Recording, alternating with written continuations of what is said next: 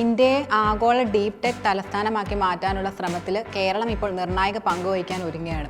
പ്രത്യേകിച്ച് emerging technology hub അതായത് ETH സംരംഭം മുഖേന വാഗ്ദാനം ചെയ്യുന്ന നിക്ഷേപ അവസരങ്ങൾ കേരളത്തിൽ സമഗ്രമായ വികസനത്തിലേക്ക് നയിക്കുമെന്നാണ് മുഖ്യമന്ത്രി പിണറായി വിജയൻ പറയുന്നത്.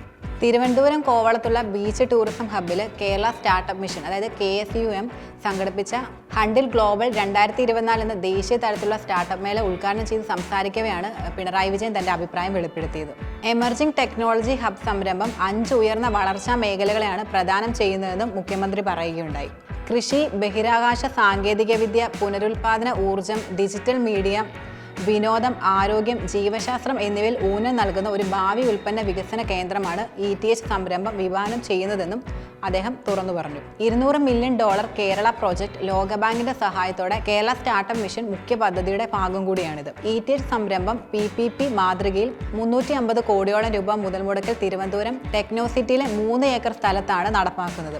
ഈ പുതിയ സംരംഭത്തിൽ നിക്ഷേപിക്കാൻ ലോകമെമ്പാടുമുള്ള നിക്ഷേപകരും സ്ഥാപനങ്ങളെയും മുഖ്യമന്ത്രി പിണറായി വിജയൻ ക്ഷണിക്കുകയും ചെയ്തിട്ടുണ്ട്. 3 ദിവസത്തെ ഇവന്റിന്റെ ഉദ്ഘാടന സെഷനിൽ നിരവധി കരാറുകളാണ് ഒപ്പുവെച്ചിരിക്കുന്നത്. ഉദ്ഘാടന പ്രസംഗത്തിന് മുമ്പ് സ്റ്റാർട്ടപ്പുകളുമായി നിക്ഷേപകരുമായി മുഖ്യമന്ത്രി നേരിട്ട് സംവാദിക്കുകയും ചെയ്തിട്ടുണ്ട്.